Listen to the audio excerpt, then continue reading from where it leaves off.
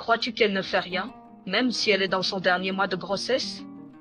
Quel genre d'éducation as-tu donné? En ouvrant la porte d'entrée, je les ai vus, ma fille Julie, et son mari, Thibaut.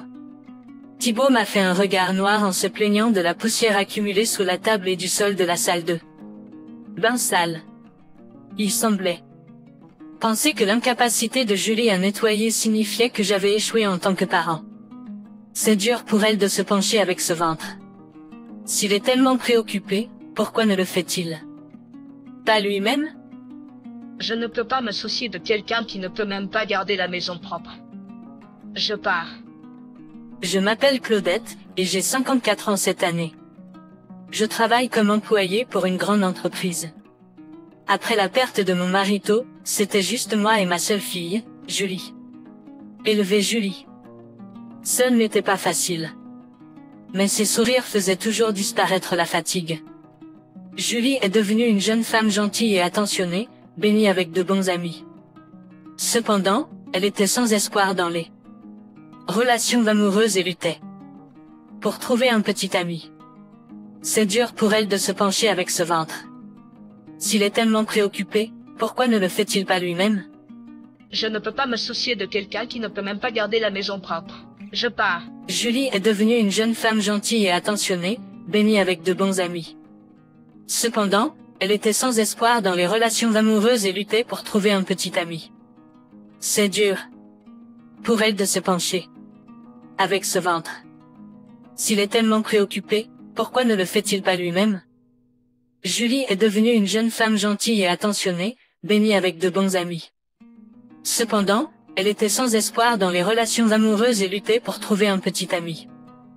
J'espérais qu'elle rencontrerait quelqu'un au lycée, mais elle n'a même pas eu de petit ami au collège. Après l'obtention de son diplôme, elle travaille comme employée de bureau pour un fabricant d'aliments. Pas un seul ragot. À propos de sa vie amoureuse. Lorsque je ne serai plus là, Julie serait toute seule. J'ai commencé à m'inquiéter en pensant à l'introduire à quelqu'un, quand elle m'a informé timidement qu'elle sort avec un homme qu'elle a rencontré par l'intermédiaire d'un ami. Leur relation a progressé en douceur, et environ 2 ans plus tard, ils ont annoncé leur fiançailles. J'étais soulagée. C'est à la fois doux et triste de voir son seul enfant déménager, mais la tranquillité d'esprit de sa famille l'emportait sur cela. Le couple habite à environ 1 heure de route de ma maison. Thibaut a 4 ans de plus que Julie et un homme très ambitieux. Thibaut travaille souvent tard au soir pour des boissons, citant ses ambitions de carrière, laissant tous les travaux ménagers à Jules. Je pensais qu'ils devraient partager les responsabilités, mais je me suis abstenue d'interférer dans leur vie. Puis, environ 6 mois après leur mariage, Julie m'a invité à déjeuner pour m'annoncer qu'elle attend un enfant. Julie, qui n'avait pas de frères et sœurs, a toujours aimé les enfants. Elle m'a dit un jour qu'elle souhaitait d'avoir une petite sœur ou un petit frère, ce que je ne pouvais pas lui offrir car je n'avais pas l'intention de me remarier. Julie, qui a toujours voulu des enfants même après le mariage, parlait affectueusement à son ventre toujours plat, le caressant doucement comme si elle avait hâte de rencontrer son enfant à naître. La voir comme ça me remplissait de joie. Si vous avez besoin de quoi que ce soit, n'hésitez pas à m'appeler. Je me suis séparée de Julie en lui disant cela. Comme Julie a continué à travailler pendant sa grossesse, je me suis assurée de la contacter régulièrement pour voir comment elle allait. À peu près au moment où elle est entrée dans son 2e trimestre, on m'a confié un gros projet au travail qui allait entraîner de fréquents déplacements. Lorsque je l'ai dit à Julie, elle était ravie pour moi et m'a dit de me concentrer sur mon travail, en me garantissant qu'elle irait bien. Je demande à Thibaut à plusieurs reprises de veiller sur Julie pendant que je me plonge dans mon travail. Ça devrait être proche du dernier mois de grossesse de Julie à présent. Alors que le projet touchait à sa fin et que le travail se calmait, j'ai appelé pour discuter des plans pour après la naissance de l'enfant. À ma grande surprise, c'est Thibaut qui a répondu au téléphone. Ah, allô Claudette. Bon timing. Julie est plutôt inutile et encombrante, alors je vais l'emmener chez toi. Quoi? Qu'est-ce que tu veux dire? Avant que je puisse obtenir une réponse, il a raccroché. 1 heure plus tard, la sonnette de ma porte a sonné. En ouvrant la porte, j'ai trouvé une Julie toute ébouriffée qui se tenait là à côté de Thibaut. Dieu veut. J'ai été choquée de voir à quel point ma fille avait changé. Elle n'avait même pas la force de sourire. Des cernes sous ses yeux, ses cheveux, ses ongles et sa peau tous secs. Elle ne ressemblait en rien à une femme dans la vingtaine. Ses doigts étaient fendillés et couverts de sang. Son expression était sombre, son regard fixé sur un seul point. Comment a-t-elle pu se détériorer autant en juste quelques mois? Je les ai fait entrer et s'asseoir sur le canapé. Puisque Julie n'était pas en état de parler, j'ai exigé une explication de Thibaut. Thibaut, pourquoi Julie est-elle dans cet état? Attendez, vous lui reprochez quoi à moi? Elle a ralenti à cause de son gros ventre. Vous savez, le ménage est un travail de femme, et elle a même menti en disant qu'elle se sentait malade pourrie. Échappée. Vous faisiez faire le ménage à une Julie malade le matin?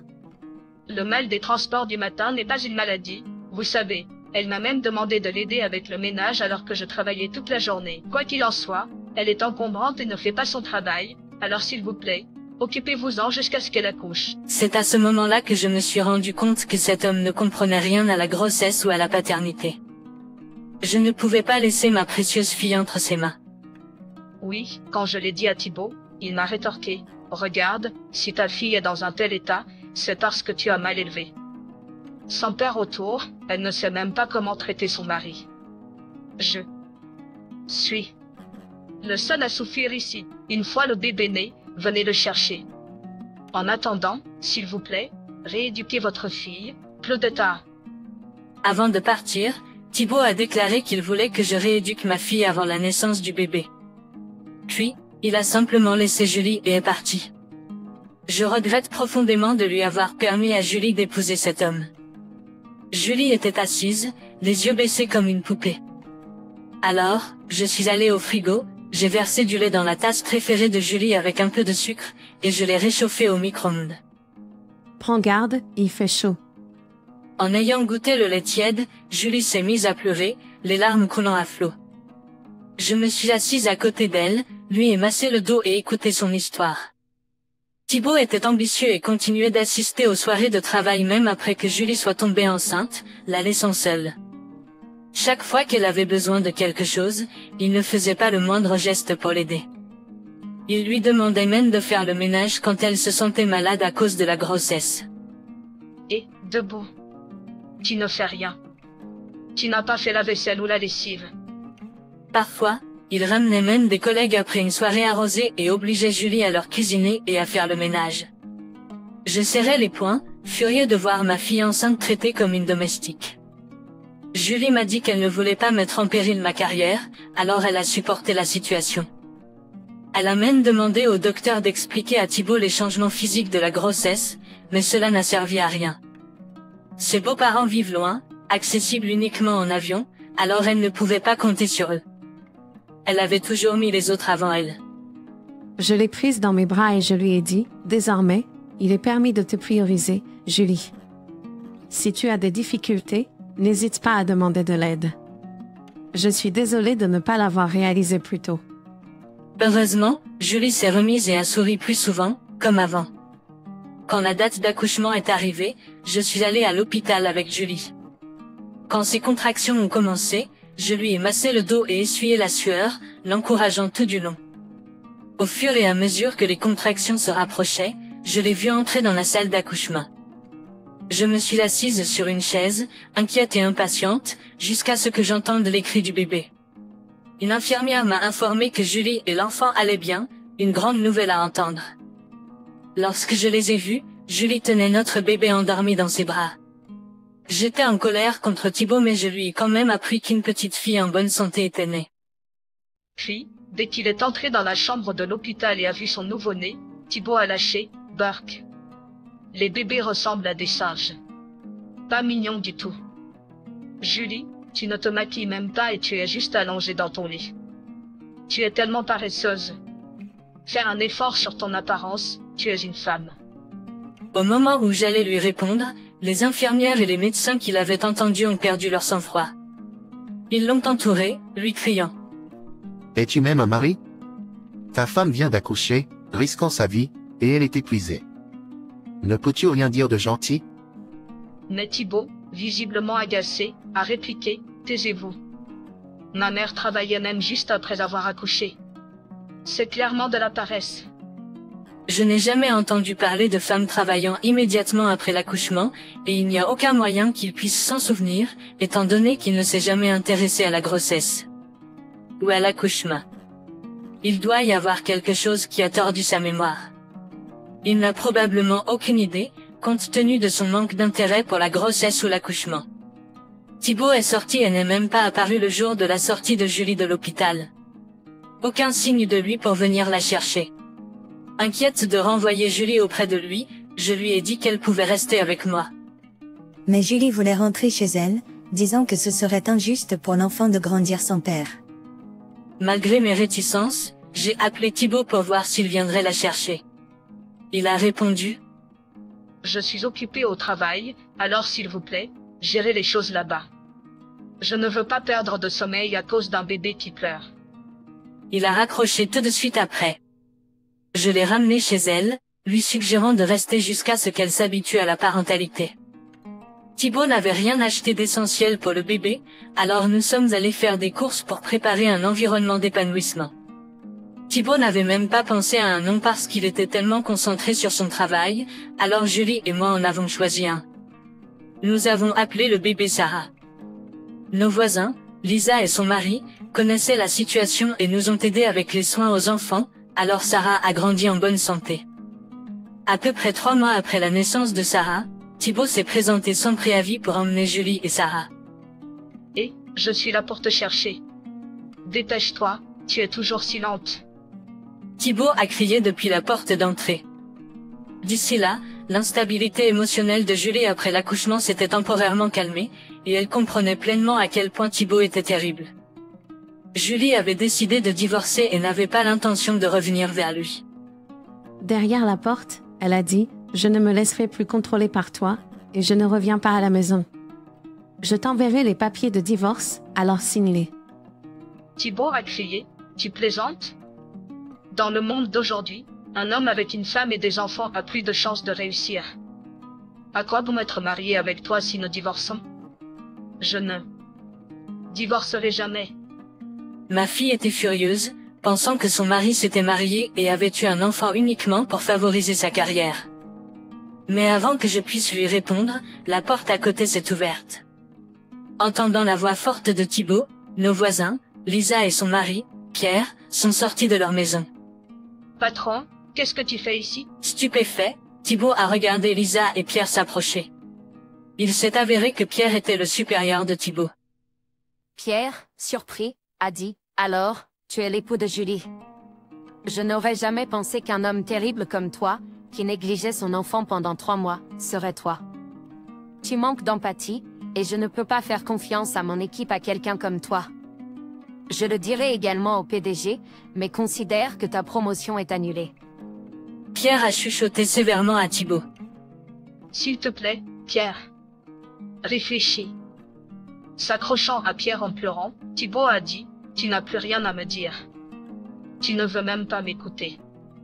Pierre l'interrompt, ne permettant aucun autre commentaire. À quoi ai-je consacré tous mes efforts? Thibaut s'effondre à genoux, épuisé. Pierre est connu dans le quartier et à son travail comme un homme de famille, et il ne pouvait pas tolérer que Thibaut traite sa famille comme des outils. Apparemment, Thibaut avait été bonne mine au travail pour la promotion. Et, tu es venu dîner à ma place, n'est-ce pas?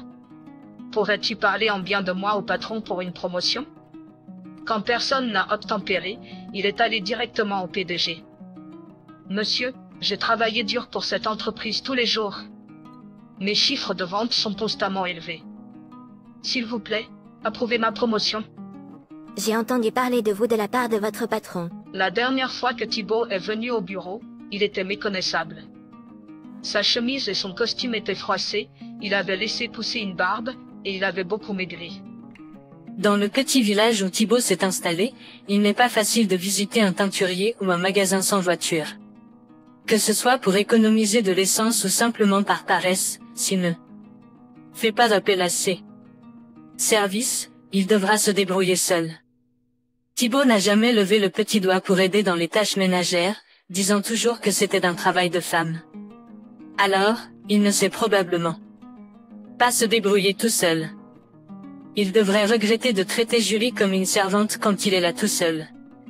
Peut-être Thibaut pense-t-il qu'il a tout perdu depuis le divorce et la perte de la garde. Il en est même arrivé à oublier les pensions alimentaires pour Sarah qu'il avait promises à Julie. Je conseillais à Julie d'en informer son avocat, et dès qu'elle demanda la pension alimentaire par les voies légales, elle fut payée. Jusqu'à présent, nous n'avons rien entendu de Thibaut concernant son désir de voir Sarah. Si Sarah le souhaite, nous prendrons contact, mais Julie et moi avons décidé de déverser beaucoup d'amour dans l'éducation de Sarah pour en faire une belle adulte, même sans père autour.